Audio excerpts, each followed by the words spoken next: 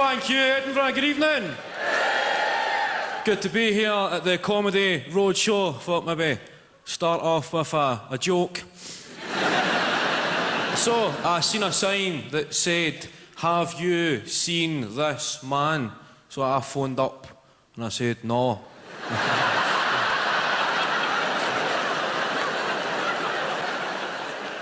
It's something to do, isn't it? I might be a few things, but I'm not a grass.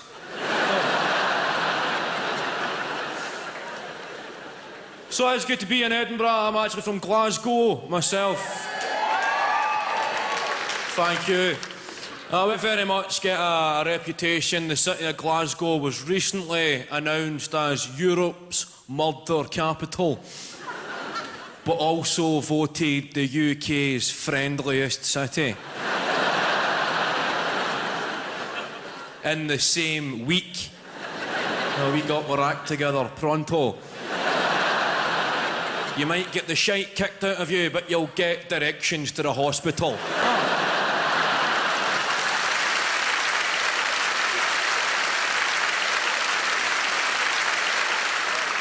Nice people.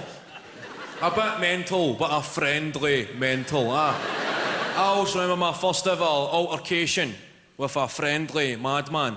Right. It was about midnight. I was standing at a bus stop, waiting on a bus. That's the way I play the game, right? That's how I roll. At the bus stop, waiting on a bus, two people sat beside me. They were doing something similar, and everybody was having a good time. Sounds a bit far-fetched, but it's based on a true story. So everyone's there getting their bus stop on when a friendly madman showed up. A guy, he was across the road, and he shouted, "Hoi, you! Hoi, you! Aye, you!" Now, when you're at a bus stop at midnight and somebody instigates a conversation with "Hoi, you! Hoi, you! Aye, you!" you kinda shite yourself.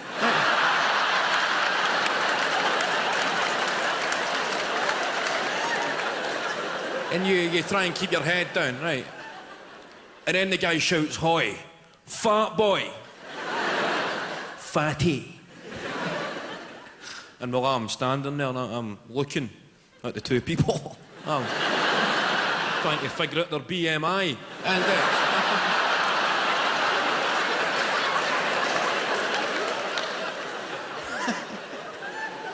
because one of us is about to become a statistic, right? But beside me were just these two big, skinny pensioner types. Cool, this one must be for me. And the guy said, "Fat boy, give me £1 or you're getting stabbed." I thought, £1? That was quite reasonable. Panic over. I mean, I've never been stabbed, right, but I can imagine it'd be somewhat inconvenient. Maybe even put a dampener on your evening, right? You'd be covered in blood. You'd need to go to a hospital to get stitches. You'd be physically and emotionally traumatised. And here, we've got a gentleman offering me the chance to bypass such a horrendous ordeal in this current financial climate for a mere £1. Now I'm a sucker for a bargain, so...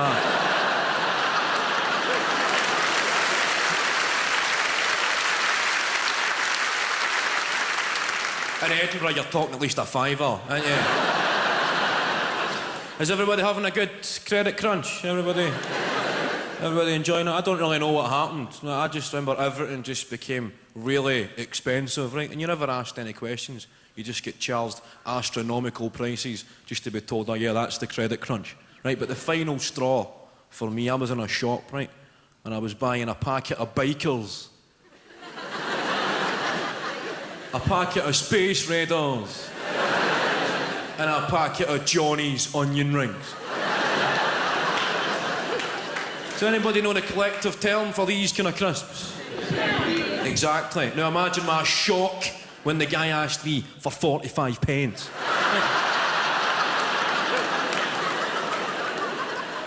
Now when 10p crisps are costing 15p, that's when I began to take an interest in economics.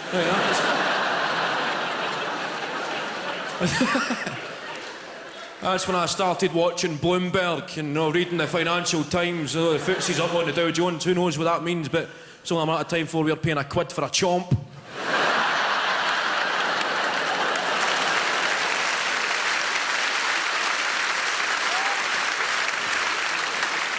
See, I was never like the rich. I don't come from like a wealthy background, but I don't come from a poor background. I was always the kind of in-between guy. Like, remember the first day back at school after the summer holidays? That was the day you found out what class you were in. I don't mean educationally. I mean socially. Right? No, I would never look at the rich kids I was never one of them that would come strolling in and have a suntan and a new school bag.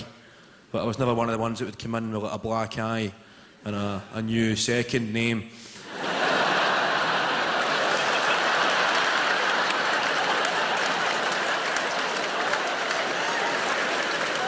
Remember him? You'd need to ask your teacher. You'd be going, "Sir, how come Jamie Cosgrove's now called Jamie De La Cruz?"